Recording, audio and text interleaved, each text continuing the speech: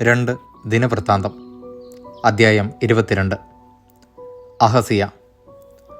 അറബികളോടുകൂടി വന്ന അക്രമി സംഘം യഹോറാമിൻ്റെ മൂത്ത മക്കളെയെല്ലാം വധിച്ചതിനാൽ ജെറുസലേം നിവാസികൾ ഇളയ മകനായ അഹസിയായെ രാജാവായി വാഴിച്ചു. അങ്ങനെ യഹോറാമിൻ്റെ മകൻ അഹസിയ യൂദായിൽ ഭരണം നടത്തി. ഭരണമേറ്റപ്പോൾ അഹസിയായ്ക്ക് 42 വയസ്സായിരുന്നു. അവൻ ജെറുസലേമിൽ 1 വർഷം ഭരിച്ചു. ഇസ്രായേൽ രാജാവായ ഓമ്രിയുടെ പൗത്രി അത്താലിയ ആയിരുന്നു അവൻ്റെ അമ്മ. മാതാവിൻ്റെ ദുഷ്പ്രേരണ നിമിത്തം അഹസിയ ആഹാബ് ഭവനത്തിൻ്റെ മാർഗത്തിൽ ചരിച്ചു.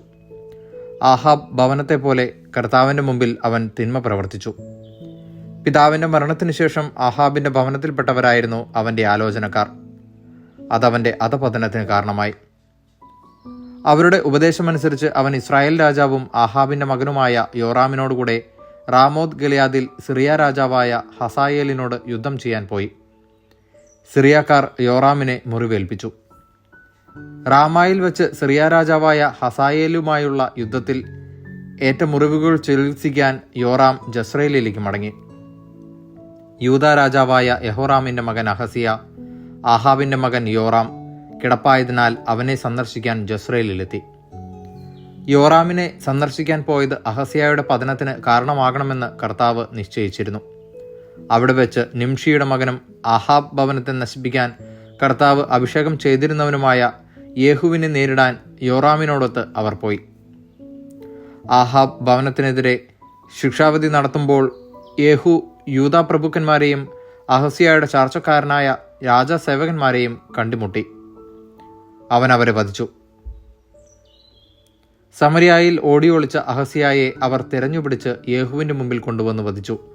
പൂർണ്ണ ഹൃദയത്തോടെ കർത്താവിനെ പിൻചെന്ന യഹോഷാഫാത്തിൻ്റെ പൗത്രനാണ് എന്നതിൻ്റെ പേരിൽ അവർ അവനെ സംസ്കരിച്ചു.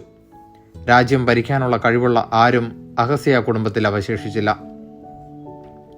അത്താലിയ രാജ്ഞി. പുത്രൻ മരിച്ചെന്നറിഞ്ഞപ്പോൾ അഹസിയായുടെ മാതാവ് അത്താലിയ യൂദാ രാജകുടുംബത്തിൽപ്പെട്ട സകലരെയും വധിച്ചു. എന്നാൽ രാജകുമാരിയായ യഹോഷാബയാത്ത് കൊല്ലപ്പെടാൻ പോകുന്ന രാജകുമാരന്മാരുടെ ഇടയിൽ നിന്ന് അഹസിയായുടെ മകൻ യോവാഷിനെ എടുത്ത് ആയയോടൊപ്പം ഒരു ശയനമുറിയിൽ ഒളിപ്പിച്ചു. യഹോറാം രാജാവിൻ്റെ മകളും അഹസിയായുടെ സഹോദരിയും യഹോയാദായുടെ പുരോഹിതൻ്റെ ഭാര്യയും ആയ യഹോഷാബയാത്ത് യോവാഷിനെ ഒളിപ്പിച്ചതുകൊണ്ട് അത്താലിയായ്ക്ക് അവനെ വധിക്കാൻ കഴിഞ്ഞില്ല. 6 വർഷം അവൻ അവരോടുകൂടെ ദേവാലയത്തിൽ ഒളിവിൽ കഴിഞ്ഞു. ആ സമയം അത്താലിയ രാജ്യം ഭരിച്ചു. ദൈവവചനമാണ് നാം കേട്ടത്.